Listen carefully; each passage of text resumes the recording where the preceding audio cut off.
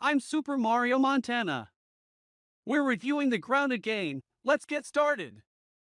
When Grounded released into early access a little over 2 years ago, it immediately became a personal favorite. The story wasn't complete and the garden was rather basic, but one encounter with the wolf spider proved that this was far more than a pile of mulch. With 2 years of updates layering new enemies, items, biomes, dungeons, and quests onto that healthy foundation, Grounded has blossomed into a perennial survival game that sits comfortably among the very best of the genre. Grounded is a 1980s themed I Shrunk the Kids survival scenario that puts you in the very tiny shoes of four shrunken kids. Only, those shoes actually look normal size from your new perspective, and everything else looks huge. That means the wolf spider that I mentioned earlier is big enough to elicit the loudest of screams, as you probably already know. If you stopped playing upon first meeting that spider back in 2020, then it's time to jump back in. My thoughts in tiny form after getting zapped by a weird sci-fi shrink ray? Grounded is rad. Is that what they said in the 80s? For most of your time with Grounded, the main loop might feel similar to any other survival game that you've enjoyed over the past decade. You hunt for food and water so that you can, well, survive. You make a base to hide from the beasties, and store lots of items in neat little stacks, somehow maintaining some semblance of control and organization despite the fact that almost everything in the world is out to eat you and those spiders are fucking massive. Grounded's main quest, which tasks you with exploring science labs scattered around the garden to find some way to grow back to normal size, gives surviving a purpose. You can find supplies, get better gear, and uncover new parts of the garden filled with secrets that advance the main quest and guide you towards the next set of craftable goodies.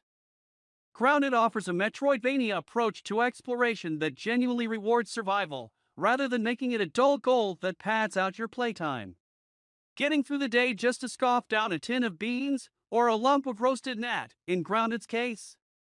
Nah, thanks, I'd rather just get munched on by one of those spiders and get it over and done with. Surviving another night and killing a stink bug might give you the parts you need to make a gas mask, unlocking a new part of the garden that you couldn't explore before that's filled with new materials and mysteries to uncover. Exploring is a real treat, too, because Grounded's garden is gorgeous. Sunlight beams through towering blades of grass and illuminates the ground with a warm, orange hue that makes you want to cozy up with a blanket. It peeks through the leaves of the autumnal oak tree, making it shimmer like a mirage as it comes into focus. As you gaze up from your tiny person perspective, you spot bees buzzing between flowers in full bloom, with purple petals dancing through the air as they fall to the ground. Even the haze, a biome filled with noxious gas, has an alluring charm that begs you to explore further. I'm usually a stickler for zombie survival games, such as Project Zomboid and State of Decay, which offer a sea of urban browns and grays. Grounded's garden is far more vibrant, and it often looks shockingly inviting. It almost fools you into wanting to stay tiny forever.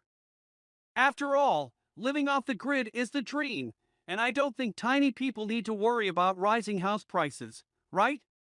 But then you see the grass tremble as one of those huge spiders stomps towards your base and oh no, absolutely not, please make it disappear.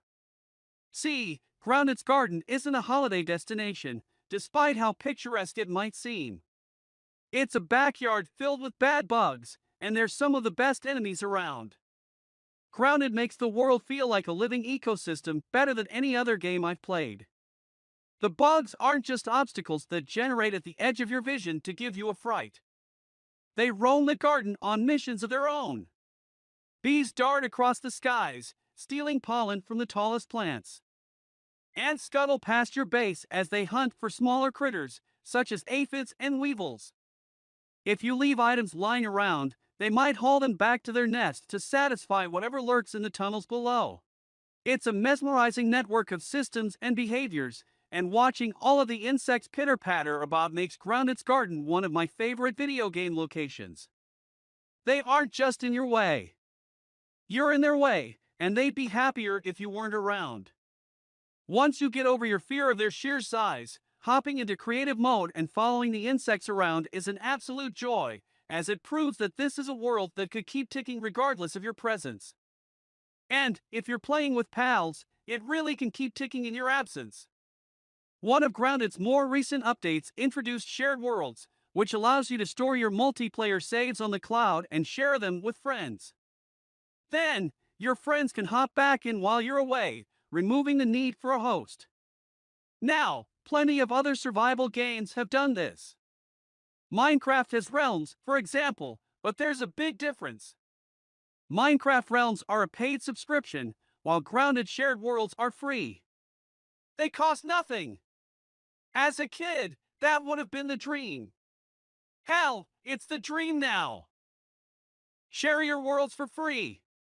It's baffling that the two games I'm comparing here are owned by the same parent company and have such different models, but play Grounded if you're looking for a way to share worlds without forking over extra cash. There are some small imperfections to note. These aren't dedicated servers, so whoever loads up the world becomes the host for that session, and players will get booted and need to rejoin if the host leaves, but I'm willing to be patient in the absence of an additional price tag. Just don't expect this to remove any connectivity issues, as someone will still become host of a peer-to-peer server when they load into the world.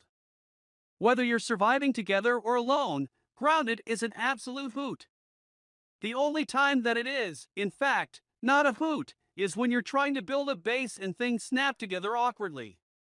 Sometimes, you'll rotate a wall or move a chest and it'll start uncontrollably jittering like a child after eating too many blue Smarties. This is maybe the one piece of standard survival jank in Grounded, which is otherwise free of any horrendous bugs that you might have come to expect from the genre. Well, there are horrendous bugs, but they're alive and trying to eat you. Occasionally awkward placement aside, the base building gives you a lot of freedom to make some expansive structures. Sure, you can chuck a few walls and a door together and call it a house, but why not take it further?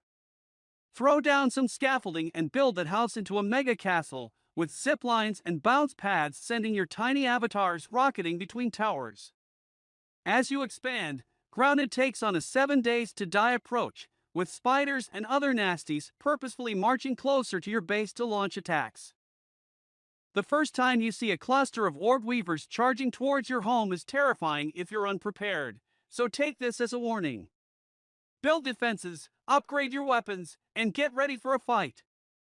Over the past 2 years, Grounded has cemented itself as one of the best survival games around, with a gorgeous world that's teeming with life. That puts you in great danger, as the massive insects stomping around pose a rather substantial threat, but surviving their attacks and scavenging for materials is a fruitful endeavor. As you make your way through Grounded's biomes, swimming to the depths of the koi pond or escaping infected bugs in the haze, you'll uncover new items that push you even further into this mystery and give survival a purpose. Even if you'd rather sit around and focus on making a cozy home, Grounded's reactive world means that it won't be long until the creepiest crawlies come knocking.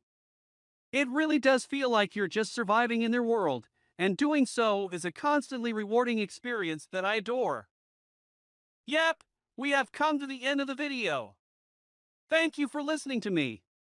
Don't forget to subscribe to the channel.